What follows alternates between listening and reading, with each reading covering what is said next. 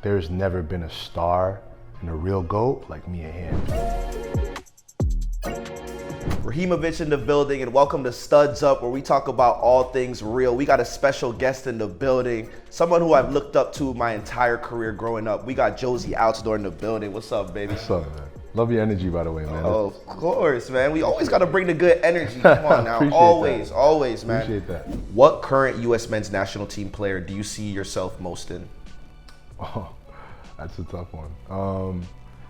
I don't know to that question in terms of like ability, but in terms of mentality, I think the young guys we're seeing now, I think we shared that. Christian, Yunus, Musa, Weston, Tyler.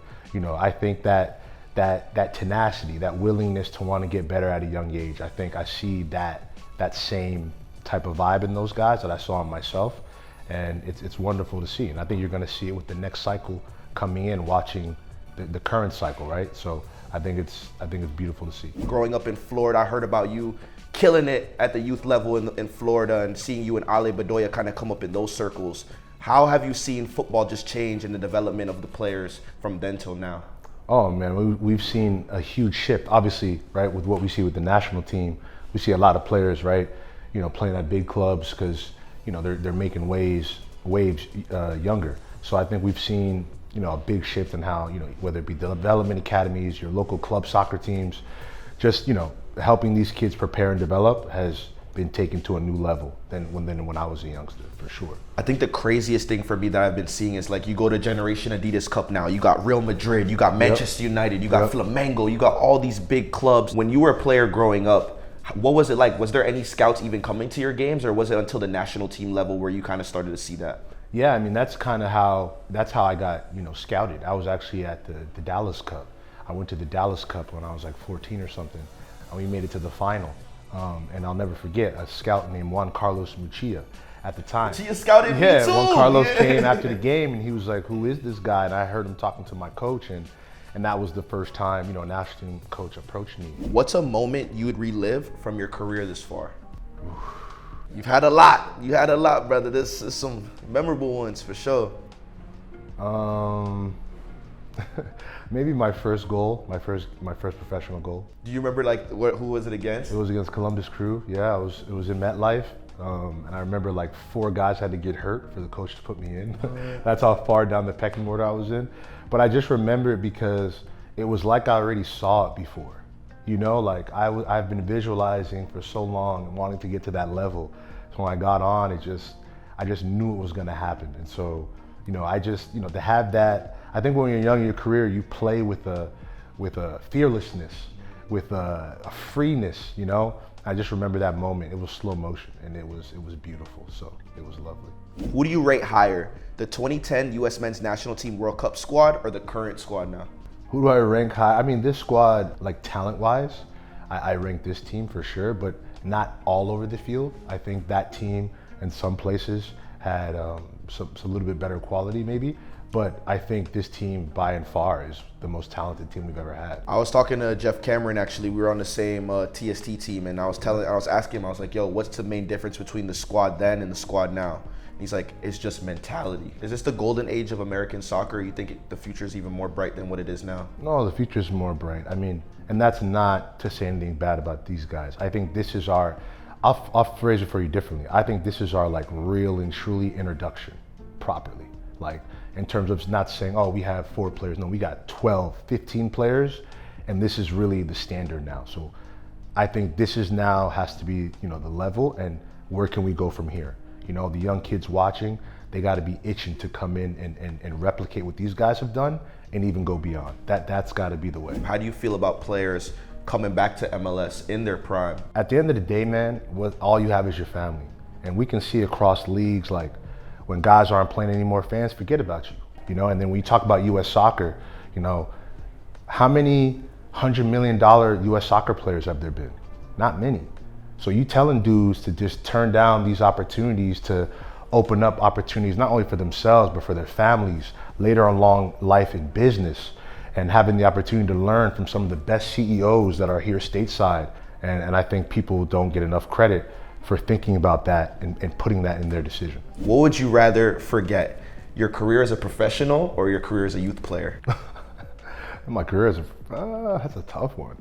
I mean, some of my best moments are from playing as a youth player. Some of my best memories, you know? I mean, that's when you're just playing to play. You're not playing for nobody. You're playing for your mom, your dad, you.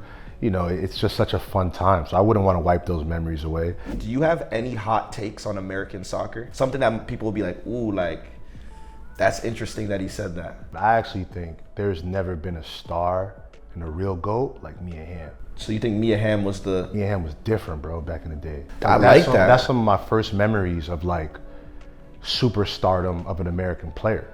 Watching that women's team and the final, that Brandy Chastain moment, like that was everywhere. That was, you were walking down, I mean, that was real like fame. You know, that was real, like that was everywhere. So that was my real first introduction. You know, that team, you know, that was a team of Galacticos, man. You had Christine Lilly, you had Tiffany Milbritt, you had Michelle Akers, Brianna Scurry. Team was unbelievable. So, yeah, I know it sounds crazy maybe, but I don't think it's crazy.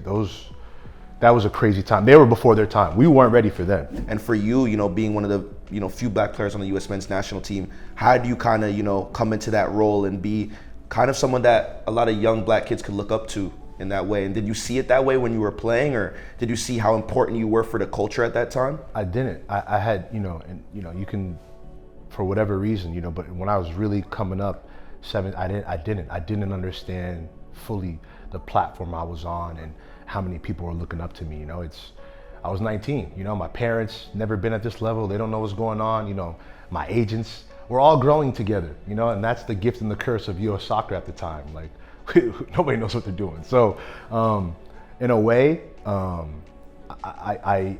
understand that it's important, but I definitely didn't know how to deal with it all, right? Because I was a young kid just trying to figure it out. What's better, the night before an off day or the off day itself? Night before the off day, and it's not even close, man. That's the best sleep. You know, you just like, you know, it's the best. It's for sure, man. You get to make some plans with your teammates. You get to sleep in the next day. Not even close. Nah, for sure, man. What's one piece of advice you'd give to a young player signing a professional contract? I could have advice for them, right?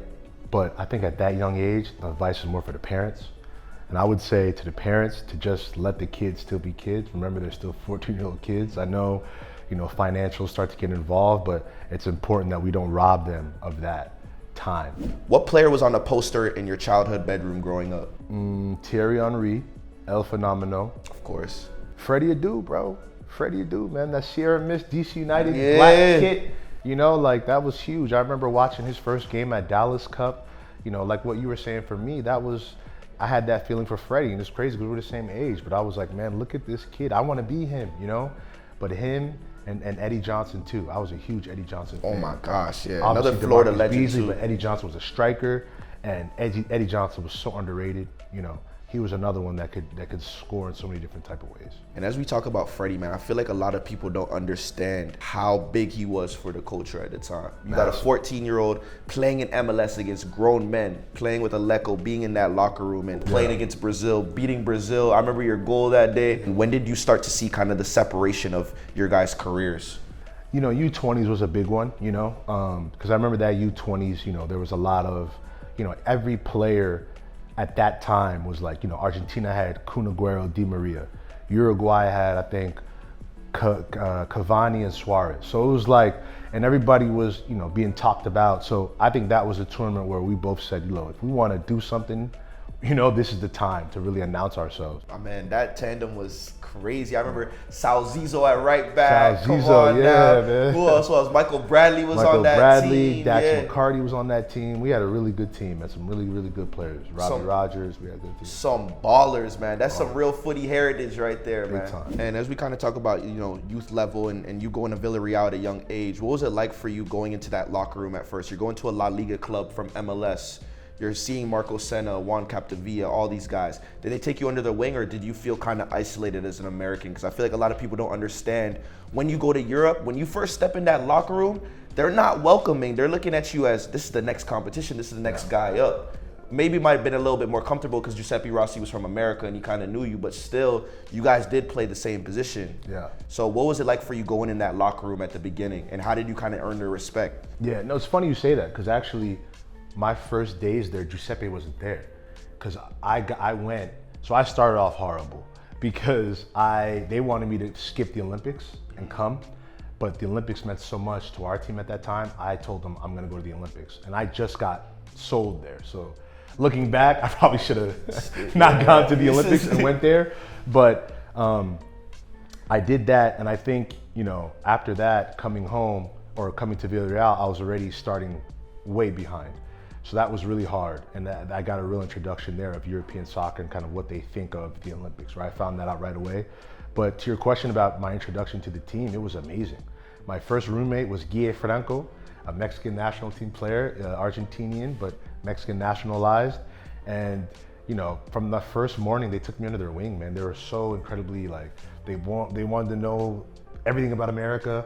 They had so many questions, so it wasn't how I thought it would go. And, you know, my best friend on the team, you know, right away was Robert Pires and Pascal Seguin, obviously because they spoke English. Pascal, yeah, they both played at Arsenal, right? But Robert Pires was awesome, showing me the ropes and, you know, giving me a ride, and he always had his collar popped, you know. Yeah, so like that French, yeah. You know, and you know, and then Marco Senna. I mean, the whole group, Canio Ibigasa, Kani, the whole team was so welcoming, and I have my best memories there, you know, and it was such an amazing time. Back then, you know, growing up playing on the youth national teams as well, you were at U17 Residency. Just give a brief rundown of what Residency was like for people who don't know.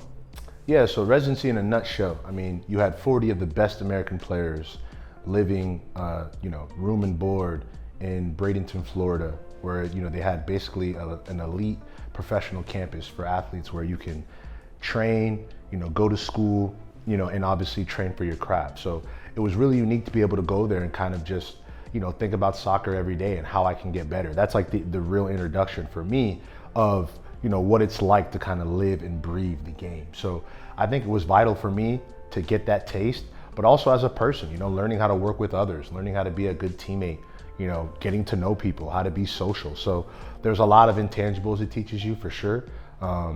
And you know, learning how to be away from home, you grow up quicker. So, you know, there was a lot of challenges there, but I think it helped make me, you know, the man I am today. So I appreciate those experiences. And I know we talk a lot about the future of American soccer, but in order to have a future, you have to have a past. And in the past, you've set the standard for what it should look like for a U.S. men's national team player to be successful. So we want to just give you your flowers, man, and just salute to you as a player, as a person, man. Just seeing you grow up, me growing up, seeing you as a player, coming from Florida, seeing you now, you know, as a player, and as you develop your mindset and mentality just beyond the game and on the pitch as well. It's just an honor, man. So we're so grateful to have you on Studs Up, on Goal USA. Thank you so much, Jozy. We appreciate you, man. I appreciate it. Thank you for having me. Of course, man. Love, brother. That's Rahimovic, Goal USA, Studs Up. We're out.